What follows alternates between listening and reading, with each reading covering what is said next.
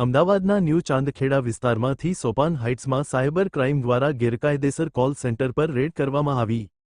4 ઇસમો અને 2 ફરાર આરોપી કેનેડાના નાગરિકો સાથે છેતરપિંડી કરતું કોલ સેન્ટર ચલાવે છે। ફરાર આરોપીઓ શિવાંગ દસમાના અને ફાલ્ગુન પટેલ ગેરકાયદેસર કોલ સેન્ટર કાંડના મુખ્ય આરોપી છે। ફાલ્ગુન દેશના અન્ય ભાગમાંથી કોલ સેન્ટર ચલાવે છે। ભૂતકાળમાં ઉદયપુર અને ચંદીગઢમાં પણ ઝડપાયેલા ગેરકાયદેસર કોલ સેન્ટર કેસમાં ફાલ્ગુન સામે ગુનો નોંધાયો હતો। આરોપીઓ કેનેડાના નાગરિક સાથે રેવન્યુ અધિકારી બનીને વાત કરતા હતા।